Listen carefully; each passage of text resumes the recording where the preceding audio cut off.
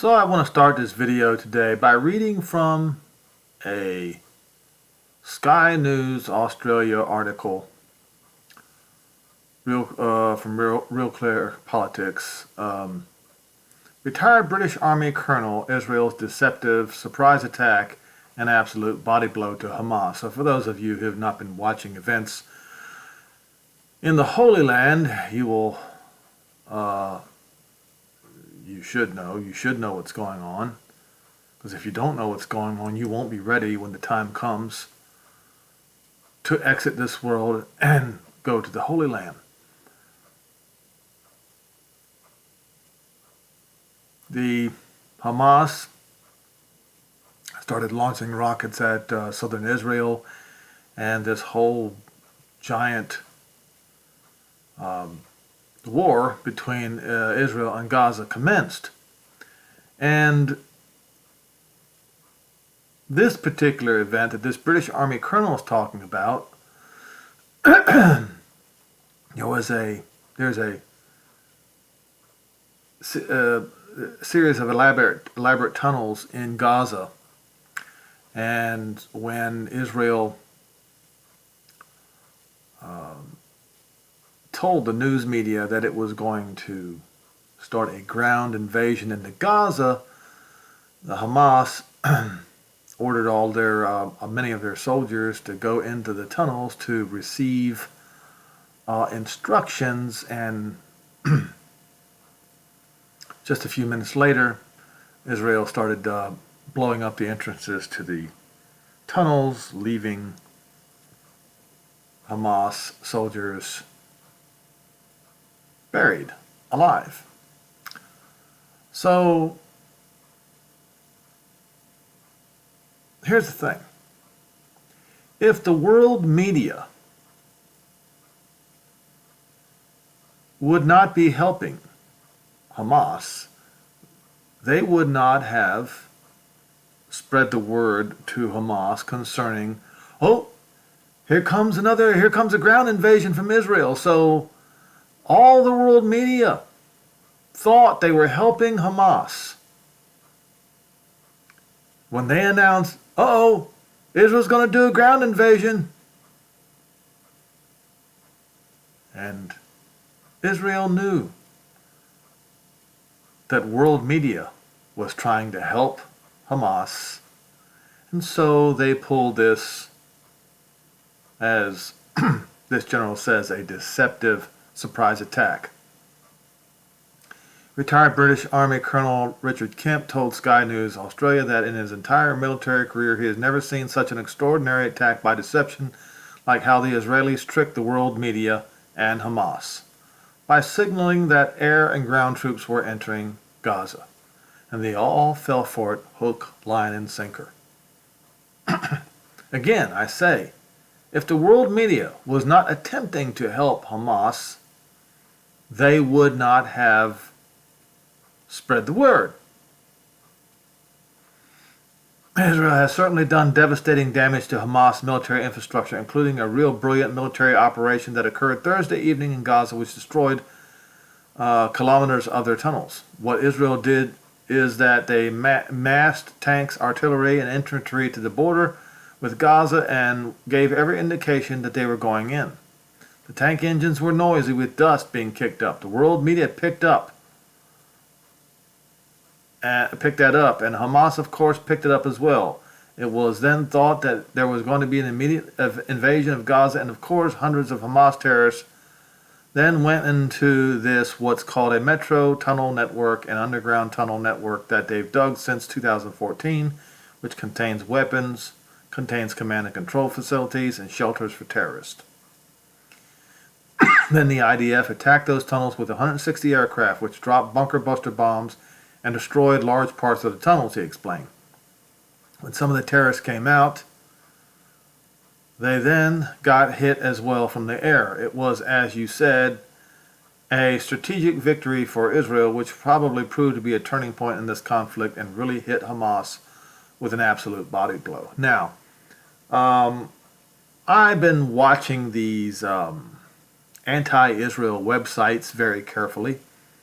One of them is the HowTurnerRadioShow.com. I monitor those people in the blogs to watch what they're saying, watch what they're doing, and they are very, very upset right now. And they are Christians. I keep telling you folks, and I know there are those of you out there that says, well, no, they're not Christians. Yes, they are.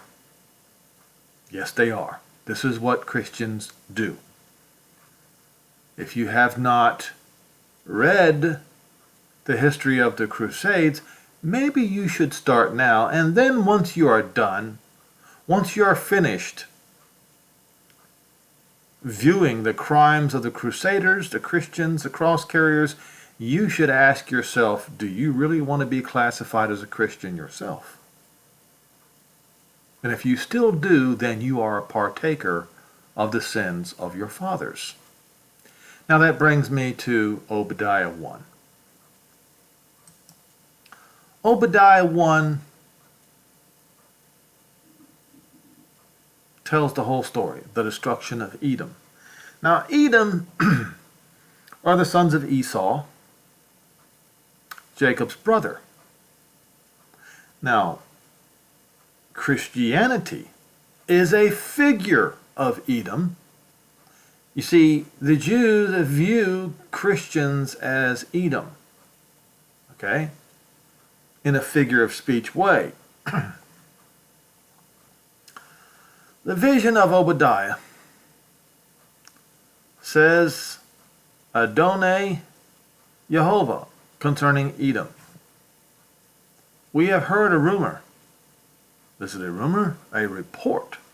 We have heard a report from Yehovah. An ambassador is sent among the Gentiles, the Goi. Arise and let us rise against her in battle.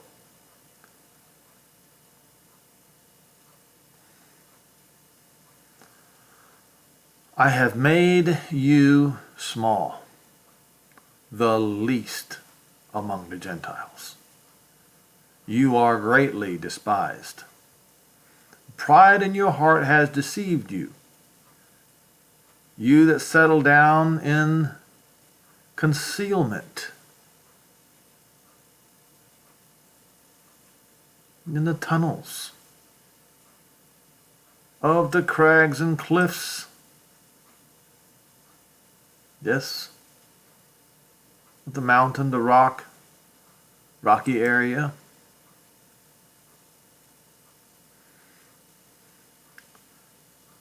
You sit and dwell in the height. You say in your heart, who will bring me down to the ground? Though you exalt yourself like the eagle, and though you set your nest among the stars, figure of speech, from there will I bring you down, says Jehovah. Thieves will come in and despoil, to devastate and ruin you in the night. You will be cut off and destroyed, to steal until they've had enough.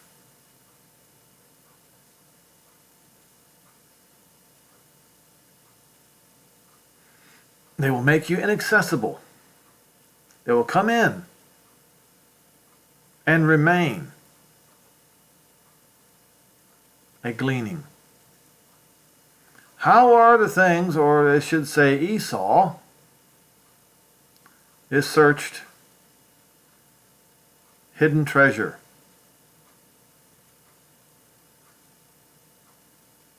To inquire, to cause to boil up. All the men of the Confederacy, the covenant, you're Muslims, have brought you to the border. The men that were at peace with you have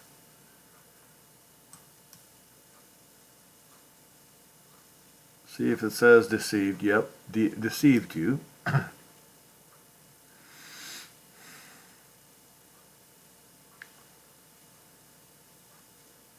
and prevailed.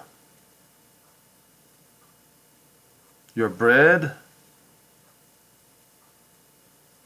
to set a wound under you,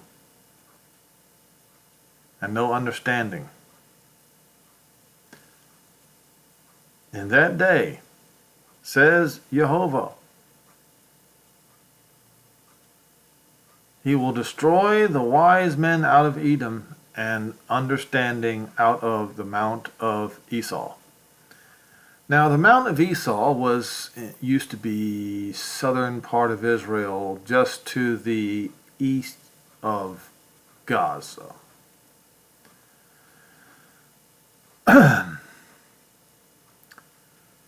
Your mighty men, O Yemen. Okay, says Taman, but it's from the same as Yemen. Yemen. That would be Yemen. Okay? Shall be dismayed. Men of the hill country of Esau will be cut off in the slaughter. Why? Because of the violence against your brother, Jacob. Shame shall cover you. You shall be cut off forever. Now I have to ask, if Paul in Romans 11 said that the followers of Yehoshua, or the Romans, I should say, if the Romans were supposed to be co-heirs, co-partakers of the same root, then essentially they would be brothers. So now this particular curse comes upon Rome as well.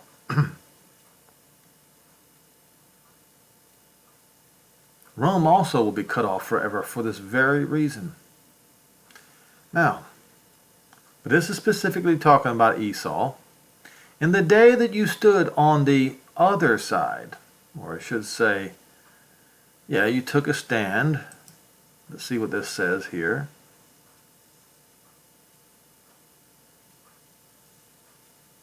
In the day.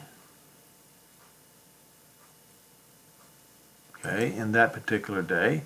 It was probably the day of Jerusalem's fall. That's what I figure. In the day that the strangers carried away captives his wealth, and foreigners entered into his gates and cast lots upon Jerusalem, you were there. Who were the foreigners that cast lots upon Jerusalem? Rome. You were there, and you were one of them. You should not have looked that day of your brother's tribulation, in that day that he became dispossessed, a stranger. Neither should you have rejoiced over the children of Judah in the day of their destruction. Neither should you have spoken proudly in the day of their distress. You should not have entered into the gate of my people in the day of their calamity. Yes, you should not have looked on their affliction in that day of their calamity, nor should you have laid hands on their substance in that day of calamity. All of the people who don't belong there, the Arabs in the Holy Land, they have essentially laid their hands upon Israel's substance, the land of Israel. You can call me a racist if you want to. I don't care. Those words don't bother me. Neither should you have stood in the doorway to cut off those that escaped. Neither should you have delivered those up that did remain in the day of distress. See, this next verse says what's going to happen to the Gentiles, period. For the day of Jehovah, that's the day of Jehovah's wrath, spoken about in Joel 3, is near upon the Gentiles. As you have done to who? Well, it should be obvious by now. Who? So, as all you Gentiles have done to Israel, done to the Jews, it shall be done unto you. Your reward shall return upon your own head. All of you who persecuted the sons of Jacob, your forefathers did this, it shall be done to you.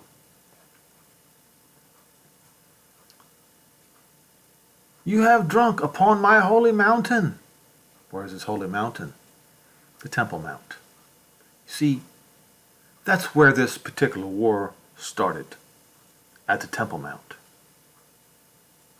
If those of you who were not paying attention, that's how this whole thing started.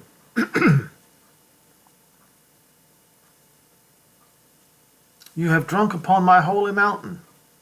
The Gentiles, they drink continually.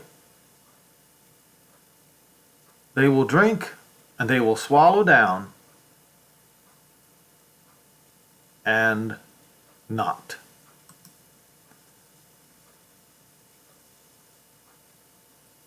And fail. Their effort will be futile, impotent, incapable.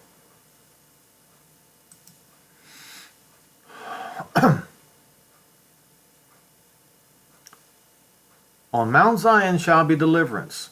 And so it says in the very last verse of Joel 2.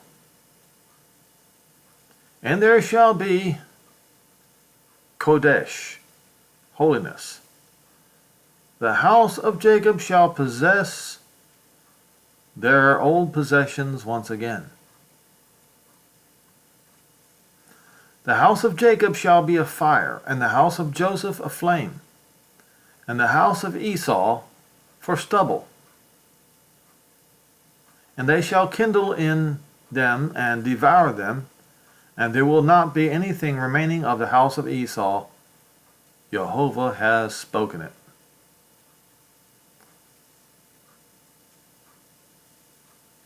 Those in the south will possess the Mount of Esau. That would be on the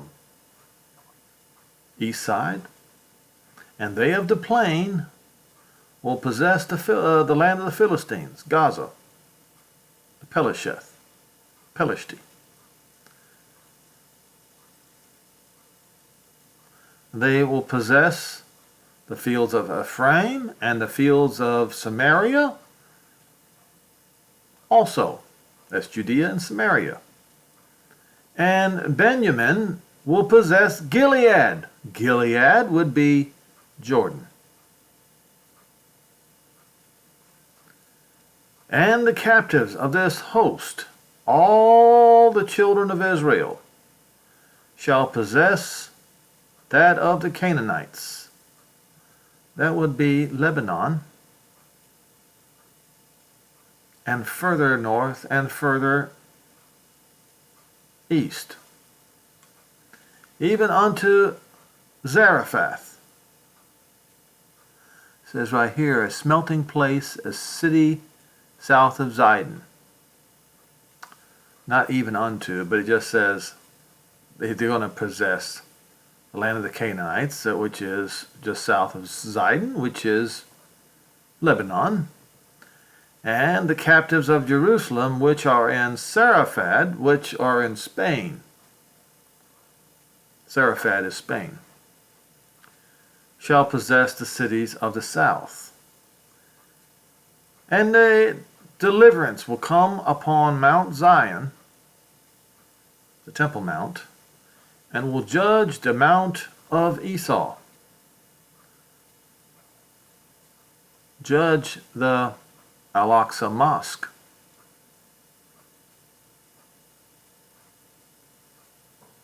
Because the kingdom belongs to Jehovah. not to Allah, not to God, not to Jesus. The kingdom belongs to Jehovah. Now, at this particular point in time, will the